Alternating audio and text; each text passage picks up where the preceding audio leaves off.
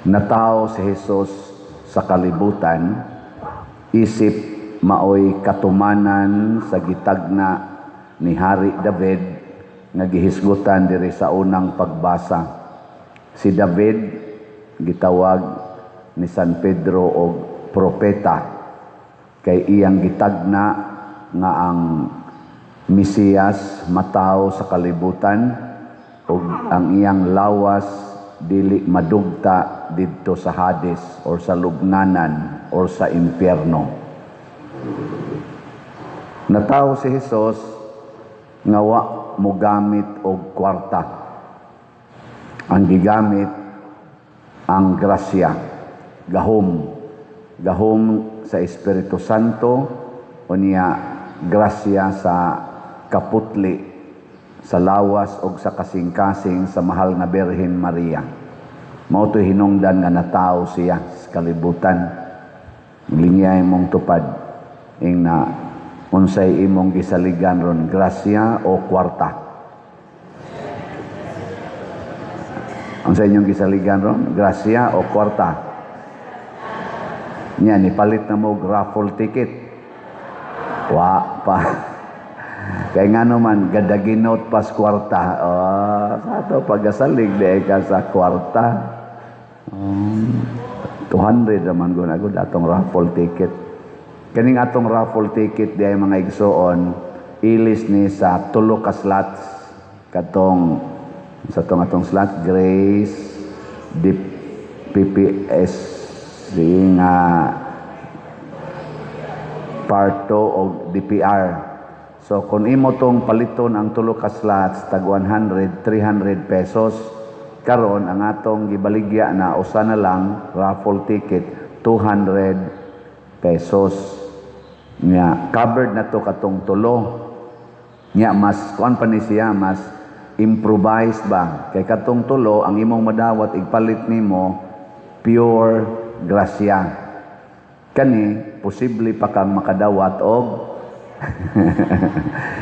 premyo nga ng kwarta na pagigrasya na pagyoy posible nga premyo nya unsa may atong premyo posible lang kay di man tanan makadawat usa first prize usa ka 500,000 pesos nya ang second prize basig mataghapan ka 5 katag 100,000 pesos nya ang third prize pila to 8 katag 50,000 pesos nya ang consolation prize 40 katag 15,000 pesos so mo na siya second nga kana ganing benefits nga posible pero ang sure gyud diha kadtong nadawat nato sa mga slots nga grasya maurasad ang atong madawat.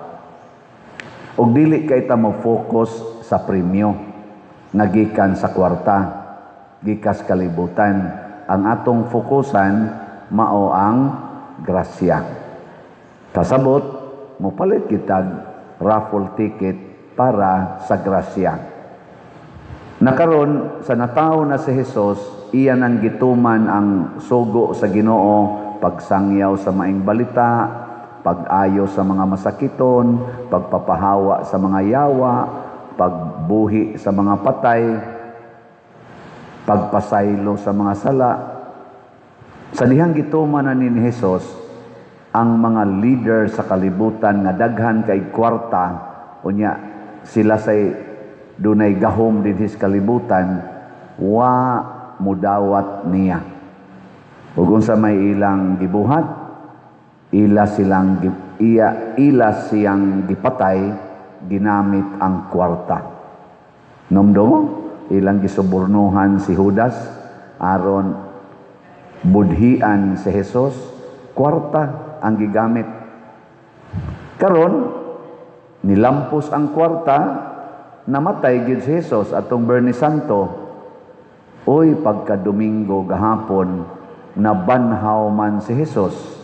Nya nakakita man gyud ang mga sundao nga naligid ang bato nya nilinog nya mura silang nakuyapan sa kahadlok. Pag uli na nila ni-report sila didto sa nagsugo nila kadto mga kadagkuan sa mga pari pag yun mo ni Suborno, no? Pari. Ngantong panahon na si Caiphas mura to siya Santo Papa or obispo. So mga obispo gid mo. Pangulong pari man. Pangulong pari. Kaming ordinaryong pari kaikiyas may gamay. Pangulo man. So obispo, Santo Papa, Cardinal, mao'y nagpatay kunong Kristo atong panahon na. O ang resulta pag-report sa mga sundao nga tinuod gid ang nabanhaw ang Ginoo, matud pa sa atong ebanghelyo, nakit-an gud sa mga babae. Kay katong mga babae, sila si Mary Magdalene, nag-apong man to dito sa lubong, wa man to sila mamiya. So kuyog sa mga sundao, nakakita sila pagka ligid sa bato. Motong dagan sila kay ilang i-report ngadto sa mga apostoles. Nakita nila si Jesus nga nabanhaw og ilang gihikap og gisimba, hikap pa sila sa tiil. So diha na sa mga babae, pero ang mga sundao gitagaan na sa kwarta kay gusto na sad sa mga pangulong pari og sa pangulos mga Hudiyo nga patyon ang mensahe sa pagkabanhaw.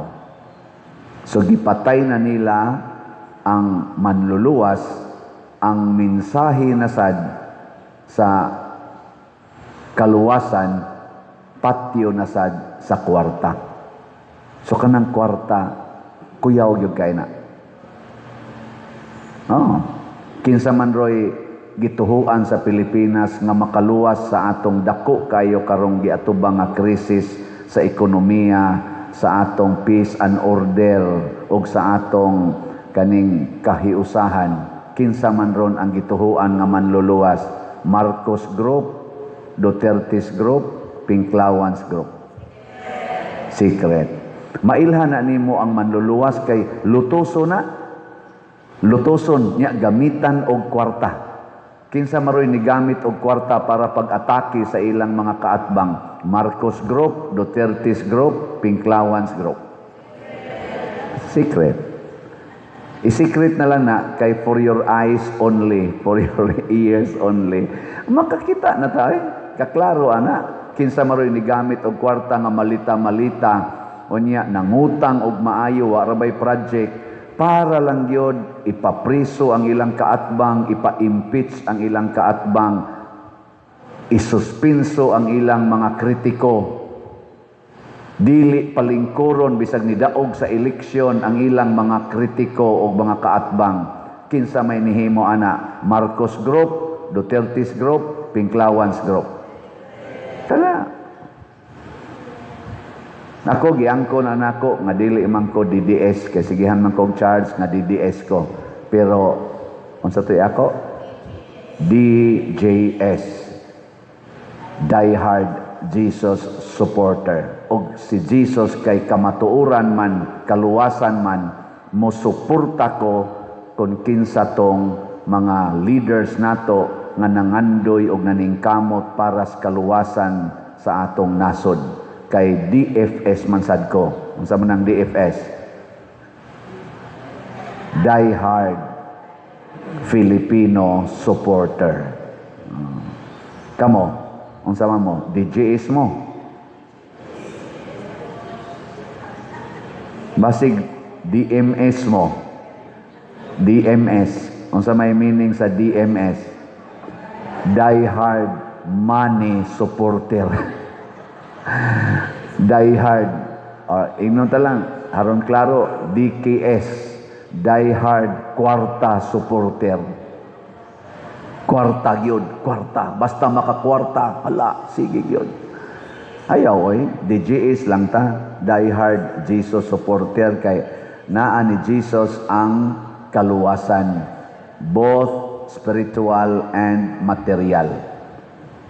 Naasad sa atong pagpakabana sa katilingban ang tinuod nga kaluwasan o kauswagan. Muna kung magsige mo pamalit aning atong tickets, raffle tickets, unya inyo ning himuon tungod sa inyong gugma sa atong simbahan o sa katilingban, makita unya ninyo nga few years, bisan gani few months from now, dagko na kaayo ang mga kaayuhan na atong mahimo dinhi sa atong katilingban.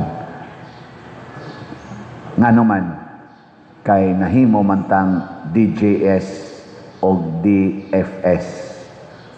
Ana. Unya, unsa pagilain? DPS, Die Hard. Unsa to mo sa? Abi no ang ayaw mo ana. Ang say DCS ko ta, nayabag naman no ang inyong Die Hard siyan. Inga ginang Ginoo nangayabag na ni taga Compostela eh. Nganong mag-die hard siano supporter mo nga di mo na pwede idolatry man na. Mao na kanang moingon din ako diri. Perting pinicturay dayog ingon padir idol kay kanamo nako ayaw intawon mo anak kay idolatry na. Ayaw mo pagsimbag mga tao o mga rebulto simbaha ang Ginoo. Anaing na gyud nga die hard miss Ginoo. Onya, kuyog ming padersyano. Mao na siya sakto.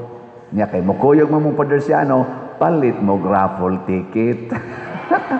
Oy, ako, sige biya ko palit og raffle ticket. Kay kat sige ko palit raffle ticket kay die hard slot supporter ba ako, DSS ba ako. Sukad pagbaligya na kong slot, sige sa kong palit og slot kay kana man gong mamaligya unya ikaw sad maoy user sa imong gibaligya dali kay ka makahalin wala gud ana diha mga promo diha sa SM kanang promo anang mga makeup o tanawa sila sad mo'y model sa makeup kanang promo anang mga igsusulob o magsulob man sad sila sa ilang gibaligya ana na nya kamo kay sige ra mo ingon palitag slot mo ikaw niya way palit-palit bitaw malit oy congratulations mo na ningon si Jesus kung gusto mo nga maakong tinun-an isangyaw ninyo ang akong ipasangyaw ang ebanghelyo ngadto sa tanang katawhan ug iyaning gisugo apil ng atong patron si Santiago Apostol o gipakamatyan gid ni Santiago Apostol. Iya gining gipatuan siyang dugo, siya mo'y unang na martir sa 12 ka apostoles. Muna. Lingi ako no imong tupad. Ingna, ako gi mo una. Ingna, ako'y mo una. Ako'y unang palit og raffle ticket. Ako say unang unsa pa man? Ako'y unang moantos.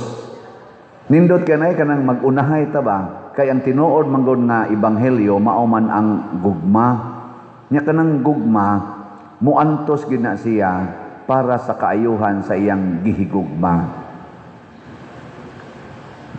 gipanghambog gid na og ato sang suwayag tan-aw gipanghambog gid na sa mga Duterte nga pamilya sugod ni former President Rodrigo Duterte nga nahigugma sila sa Pilipinas gani pagkumpanya ni former president katong 2016 ba to magsigi siya hawk sa kanang bandera sa Pilipinas nya ang iya sang anak ni BP Sara magsigi ra gid siya ingon nga ang ako ra yung pangandoy mao ang pag-alagad mao ba to ingon siya dalian ang inyong impeachment para mahuman na kay makaalagad nami kay ang amo ani no makaalagad ra gid mi sa mga Filipinos wa mi anang magsigig kuan sigig kuntis-kuntis anang politika magsigig plano kon ma-elected pa ba mi sunod nga eleksyon alagad ra gid ang ila pagkanindot nya tan-awa ang Davao unsa may ilang mga development sa Davao nahimo silang asa man number 1 sa atong nasod most improved city man tingali ito nya most peaceful o cleanest city sa atong nasod o gani nahimo silang one of the safest, cleanest and developed cities in the world nga top ba nasa top position Dili gid hinon perfect. Ug moadto kag Davao na man jud kay makit ang apan kun mangita lang jud kag apan paragod anang imong naong. Na may naong sa mga babae nga portig yung gwapaha, mga laki sad porting gwapuha, inigtan-aw nimo ba in general makaana jud wow. Tang gwapaha. Pero imong yung tagsa-tagsa og tan-aw maingon ka hiwi man daig ngipon. Oh ana. Kanang naa jud apan ba kun mangita kag apan sapyot man daig lubot. Oh nana ba. Gamay man daig gamay man daig kanal. Ay nana gud. Pero in general mao man ang importante. Para ko din sa atong parokya, daghan mang niingon ako, ambot di ba katuulo-ulo, hala pa dir uy kanindot sa inyong parokya.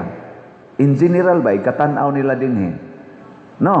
Pero imong tagsa-tagsaon, ay sus kadaghan nimog makit ang apan, pero mao na siya gitawag og development. Kanang mga apan to be developed.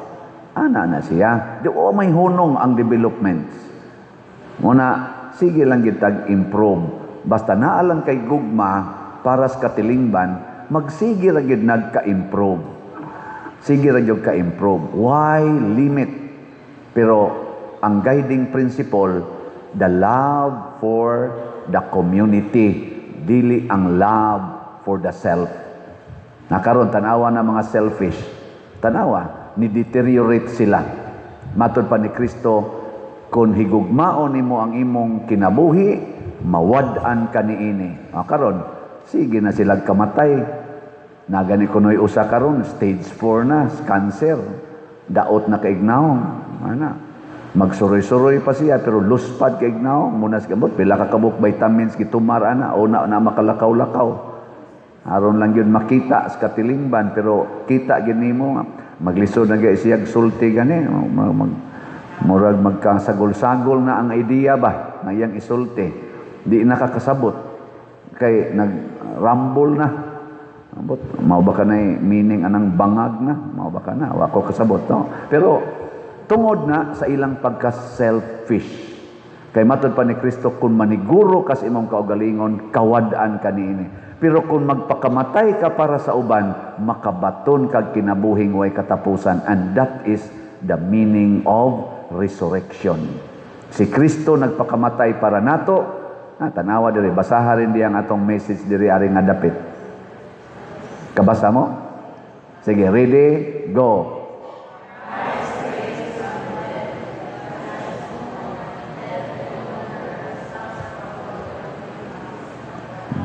Mamoy klaro basa. Christ raised from the dead, dies no more, death has no longer has power over him. Si Kristo namatay niya o si Kristo nabanaw og dili na gyud mamatay og ang kamatayon wa na gyud gahom diha kaniya. Nya diri speakas unsa man say gibutan nato?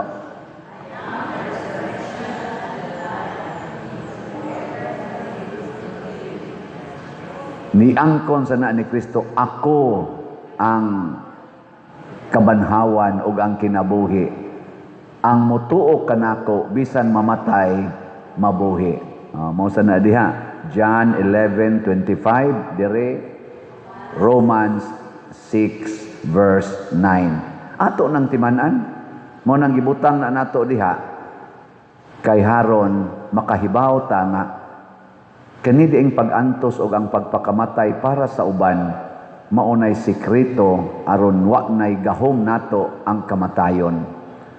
Sigihag atake nila si VP Sara. Kani praktikal lang niya, objective. Sigig atake, sukad niya tong 2023. Grabe ang atake, impeachment, panaot, kiha, kaso, porting kaso, gipapriso pang ilang amahan, butangan pag yung plunder case, nang naay impeachment, EJK, bisag unsa na lagi atakis mga Duterte, pero karon kinsa may dunay positive trust rating. Na wa gyud ba moabot og negative o wa mo os gamay pero musaka lang sag balik. ang giatake. Labi na gyud si former President Rodrigo Duterte. Siya na nga na, siya representing nanaog sa ato nga 80 kapin, positive 80 kapin ang trust rating, why us hangtod karon. Siya ra siya nakalingkod nga presidente nga dili moubos sa positive 60% ang trust rating, hangtod nanaog na las iyang pagka presidente. Karon ang atong presidente negative 9, negative 4, negative 17, pulos negative ang trust rating. Ang uban sa mga presidente sa una inignaog almost negative, naasay negative ang trust rating, pasabot na wagtangan og pagsalig ang katawhan. Nganuman tingali wa makita nga nag-antos sila para sa atong atong nasod. Kanang tao mag-antos gyud para sa uban, di gid na kalimtan. Bishop Chupilo Kamomot, for example, karon ato na nang gi-propose aron mahimo ng santo. Grabe ang iyang pag-antos para sa kaayuhan sa mga kabos ug mga masakiton ug sa nanginahanglan. Ang among patron, Saint John Mary Vianney. Simple ra kitong iyang gibuhat, pero grabe ang iyang pag-antos para maluwas ang mga tao, mga makasasala. Saint Francis of Assisi, ako lang yung gipang-mention ang ginagmay ba? Grabe ang iyang pag-antos ni biya yun sa tanan niyang katigayunan aron mag-antos para sa mga kabos o para sa kalinaw o kahiusas kalibutan. Ug hangtod karon sikat kay sila. Sige, last na lang lingi sa imong tupad. Ingna, moantos ka para sa parokya. Ingna, na moantos ka para sa parokya. Ingna, diretsos opisina, palit o raffle ticket.